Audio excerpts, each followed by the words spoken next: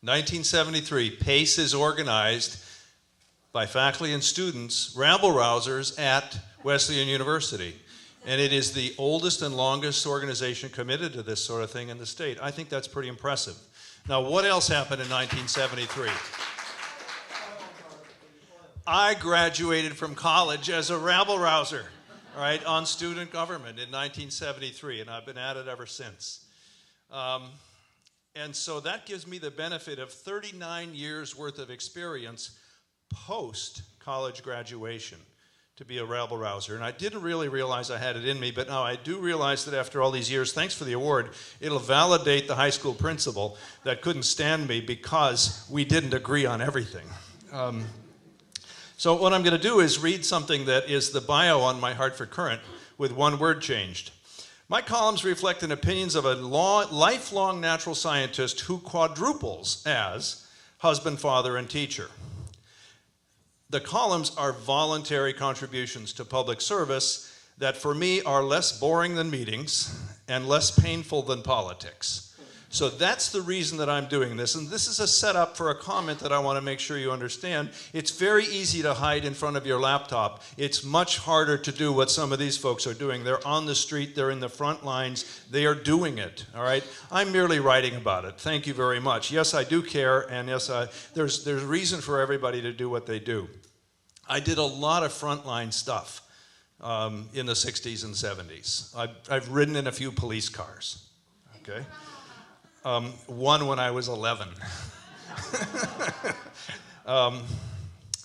So here's another thing I'm going to say about my columns. They bristle with intellectual independence because the security of my day job, that is being a tenured full professor, insulates me from the political and collegial revenge. So I can do what I want. And that is wonderfully liberating. It makes you have very few friends, but it's nice. And then the last line in the bio is respect for nature, including human nature, is a recurring theme in everything I do. That's the only reason I'm doing it.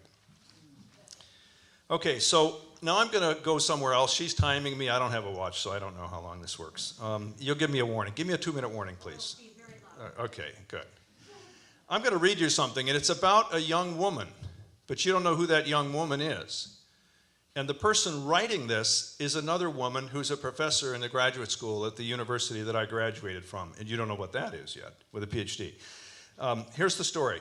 Blank's story illustrates for me the essence of the scientist as a citizen of the world.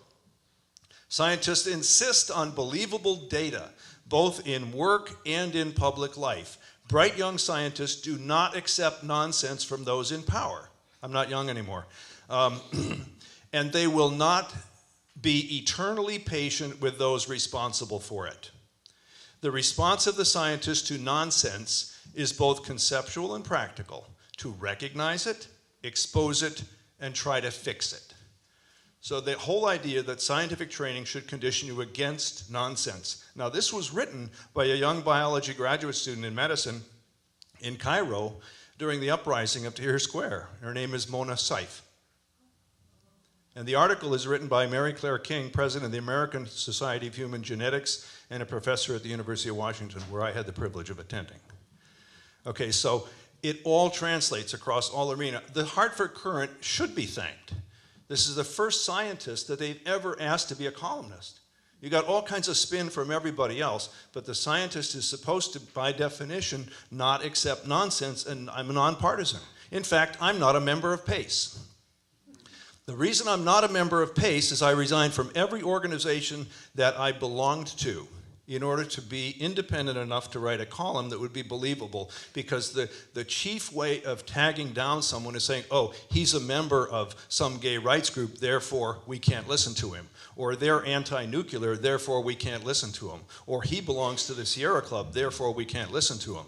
That's a wonderful tactic that's used. So I resigned from everything, but I'm a member of everything as well, in spirit, at least on this side. So I'm probably used up most of my time. Let me get to my main point here. I didn't know this. You never know when a column is going to strike a chord or not. I think this was a pretty decent one, so let me start right out. The MAD principle, M-A-D, mutually assured destruction, brought an end to the nuclear arms race and of the Cold War. I am convinced that serious attention to MAD, is the only thing that will keep us from completely trashing our planetary home. This thought was precipitated by an unusual pairing of experiences: my annual trip to north central Minnesota for the Thorson family reunion, and my bedside reading of E.O. Wilson's newest and somewhat fatalistic book, The Social Conquest of Earth. So I brought a copy here for you. It's pretty hot off the press. It's a wonderful book. I suggest that you read it.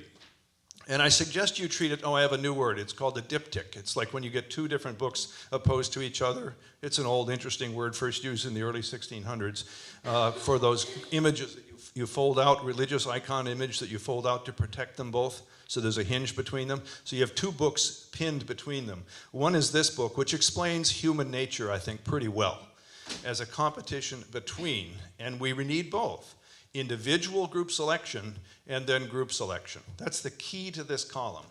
But I would diptych this, as I said in a later column, with Gus Speth, brand new book, The Possible.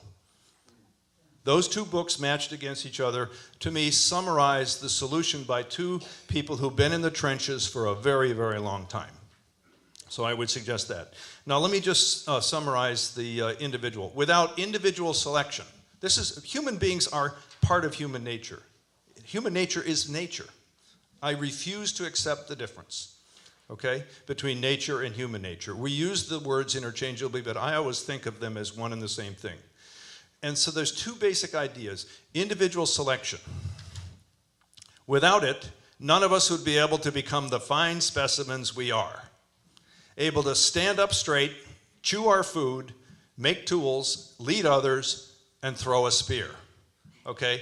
Those sorts of things are all biological creations through trial and error, through countless generations since Australopithecine afarensis, which I just learned recently came out of the trees. And secondly, and without group selection, you know what that means? My team, not me, my team. Coaches are always working on this. My team. Without group selection, our clan caves and territories would have been quickly usurped by competitors. It doesn't matter how well you can throw a spear if there's 90 people throwing at it. Think about Gulliver's Travels. Without group selection, our clan caves and territories would have been quickly usurped by competitors with better teamwork, our women taken, and our children sold into slavery. Now that's the truth. So the idea, and this is where this whole idea is going, is that we have to realize that it's not just survival of the fittest individual. It's survival of the fittest individual that creates the group, and then survival of the fittest group that creates the win. And we know that through long trials and tribulations of history, that group selection has been a dominant theme that clearly led us to medieval castles, and clearly led us to competing churches and faiths, and clearly led us to nations that are competing with each other. And all of that makes perfect sense as a biological derived entity for group selection. What it does not take into account, and cannot, is that there's only one group now. Okay? And that's the imagination. What a lovely pick for a song. Thank you so much. That just imagine that we're one group now. Doesn't mean we have to be one nation, but we have to think of ourselves as one supernation on the whole global planet.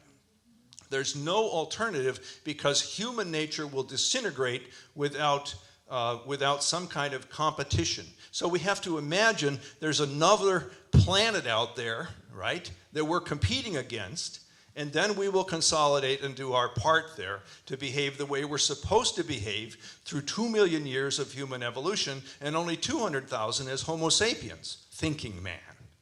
Okay? So where am I going with this? Oh, yes. So I do imagine a world that is unified, okay, by the belief that we have to cooperate against something. And that thing that we have to cooperate against, it's easier to imagine trying to another planet than it is to trash this one, because the consequences of paying no attention to that are, of course, pretty dire, and I think everybody knows that. I think I'll end with a story of one of the first things. She's warning me, right? Do I have a warning? Oh, gosh. Well, I'm going to tell you a story then. When I first came here from Alaska in 1984, one of the first things I did was go out and study the wetlands.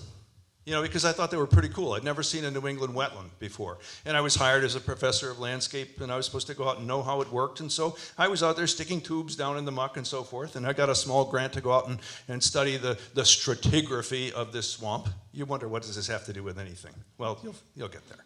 So I'm sticking down this tube, and I pull it out, and I describe it, and it's got all these nice samples, and I send them off for radiocarbon dating, and we look at the pollen and all of that. And my top radiocarbon date in this pristine wetland was down about 30 or 40 centimeters, right? Or what, a foot and a half? There we go, I translated. So we're down a foot and a half below the ground. It looks like muck, but I get a radiocarbon date, and it comes back in the future. Do you know what that means? Strontium, radioactive fallout.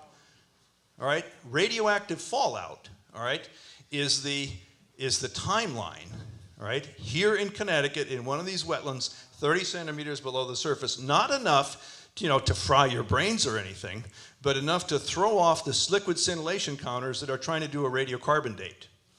Okay, so you go below that layer, you get a date of about 2,000 years, right? You know, go below that, you get about 6,000. You come up to this layer, and it looks just like every other layer to the top of the wetland, but it's in the future.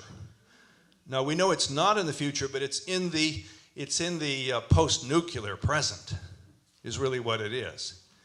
And so that's just a little story about how a geologist might look at something a little bit differently.